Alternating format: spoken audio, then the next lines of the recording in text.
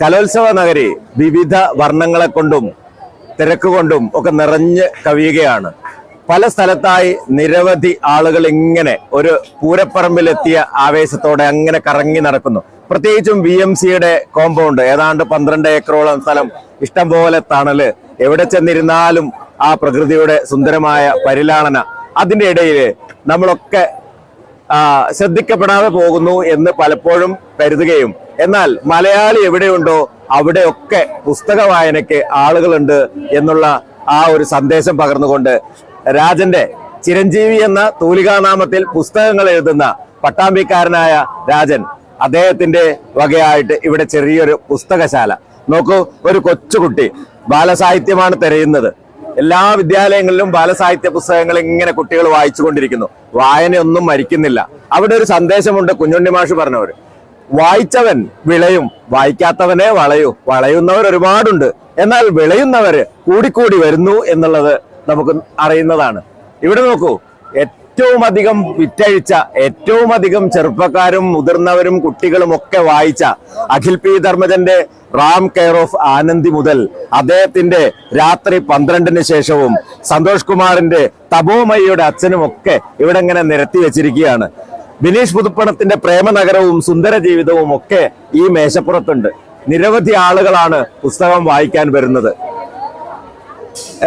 ഈ കച്ചവടക്കാരനായ എഴുത്തുകാരന്റെ അറിവിൽ പറയുന്നത്, അദ്ദേഹം പറയുന്നു, നിങ്ങളൊക്കെ വിചാരിക്കും +2കാരായ കുട്ടികൾ വരെ പുസ്തകം വായിക്കുന്നില്ല എന്ന്. പക്ഷെ അദ്ദേഹം തെളിയിച്ചു, ഇവിടെ ഈ 4 ദിവസവും നിന്നാൽ പുസ്തകങ്ങൾ ധാരാളം കൊണ്ട് വായിക്കുന്നത് നമ്മുടെ കൗമാരക്കാര് തന്നെയാണ്.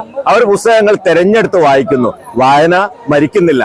മലയാളി എവിടെയുണ്ടോ അവിടെയൊക്കെ വായനയുമുണ്ട്, പുസ്തകങ്ങളുണ്ട്. പുസ്തകങ്ങളിലൂടെ അവർ കയറി ഇറങ്ങുന്നുണ്ട്, ജീവിതത്തെ പഠിക്കുന്നുണ്ട്. ഒരു ജീവിതത്തെ പഠിപ്പിച്ചു കൊടുക്കാൻ ഇത്തരത്തിലുള്ള കച്ചവടക്കാരല്ല അവരൊക്കെ സന്ദേശം നൽകുന്ന പ്രവാചകരാണ്. പുസ്തകവുമായി ഈ ഓരോ ആൾക്കൂട്ടങ്ങളിലും ചെന്നിറങ്ങുമ്പോൾ അവർ നൽകുന്നത് വായനയുടെ ഒരു മികച്ച സന്ദേശമാണ്. നമ്മുടെ പരിചയ അധ്യാപകരുടെ ഒരു സഹകരണവും അവരുടെ പരിചയത്തിന് മുകളിൽ അവിടെ കയറിക്കൂടി. അപ്പൊ അതുകൊണ്ടാണ് നമ്മൾ അവരോട് നന്ദി പറയണേ. കാരണം നമുക്ക് ബുക്ക് വിറ്റാൽ വാടക കൊടുത്ത് സ്റ്റാൾ നടത്താൻ പറ്റില്ല. കാരണം ഇതിനൊരു ഗ്യാരണ്ടി പറയാൻ പറ്റില്ല.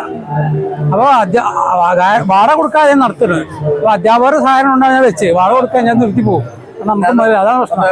അതെ. അപ്പോ ഈ ഒരു മേളക്കിടയില്, ഇത്രയും ആൾക്കൂട്ടത്തിനിടയില് ഇത്രയും വില പിടിച്ച, അതല്ലെങ്കിൽ പുസ്തകത്തിന്റെ വിലയല്ല പറയുന്നത്, അത് മൂല്യമാണ് ഞാൻ പറയുന്നത്. അത്രയും വില പിടിച്ച പുസ്തകങ്ങളുമായി ഈ മരത്തണലിൽ ഇരിക്കുമ്പോ യഥാർത്ഥത്തിൽ എന്താണ് തോന്നിയത്? സന്തോഷം. കാരണം നാം പ്രതീക്ഷക്കാൾ കൂടുതൽ ആളുകൾ നല്ല ഇതാണ്, നല്ലൊരു റെസ്പോൺസ് കിട്ടി. ഈ ഞാൻ വിചാരിച്ചത് +1 +2 കുട്ടികളും പുസ്തകം വായനയോട് താല്പര്യമില്ലാത്തവരാണ്. പക്ഷെ നമ്മളെ താല്പര്യപ്പെടുത്തിക്കൊണ്ട് അവരൊക്കെ പുസ്തകം ചോദിക്കുകയും പലരും ഇവിടെ വിൽക്കുന്ന പുസ്തകം വായിച്ചു എന്ന അഭിപ്രായം പറയുന്നവരാണ്. അത് വെറുതെ പറയുന്ന എല്ലാവരും വായിച്ചു കുട്ടികളാണ്, വേറെ സംസാരം കേട്ടാ അറിയാം. അതാണ് എനിക്കുള്ള ഒരു എക്സ്പീരിയൻസ്. ഒരു നേരത്തെ പറഞ്ഞ പോലെ പുസ്തകങ്ങളെ നമ്മളൊരു സ്റ്റാളിട്ട് വാടക കൊടുത്ത് ചെയ്യാനൊന്നുള്ള പ്രയാസമാണ് അല്ലെ. പക്ഷെ ഇങ്ങനത്തെ സ്ഥലങ്ങളിൽ വന്നു കഴിഞ്ഞാൽ അത് തീർച്ചയായിട്ടും അതൊരു പ്രത്യേകതയായിട്ട് തന്നെ കാണുന്നുണ്ട്. ആളുകൾ വന്നു നോക്കും, ഇഷ്ടപ്പെടുന്ന പുസ്തകങ്ങൾ ഉണ്ടെങ്കിൽ വാങ്ങും, അതിൽ സംശയമൊന്നുമില്ല അല്ലെ. കുറെ കാലമായിട്ട് ഈ മേഖലയിൽ തന്നെയാണ്. 20 വർഷം ഈ മേഖലയിൽ തന്നെയാണ്. നമ്മുടെ ആ പരിചയമുള്ള അധ്യാപകർ ഉണ്ടാവുകൊണ്ടാണ് ഞാൻ ഇവിടെ വെക്കുന്നത്. അവരുടെ സഹകരണം ഉണ്ടാവുകൊണ്ടാണ്, അവരുടെ ഒരു മറ്റേ സപ്പോർട്ട് ഉള്ളതുകൊണ്ടാണ് ഞാൻ ഇവിടെ പുസ്തകം വെക്കണത്. അല്ലെങ്കിൽ ഞാൻ വെക്കില്ലായിരുന്നു. അവരോടാണ് എനിക്ക് നന്ദി പറയാനുള്ളത്. വളരെ സന്തോഷം ഇങ്ങനെയുള്ള ഒരു പരിപാടിയിൽ മുന്നിട്ട് ഇറങ്ങുന്നതിൽ. Thank you.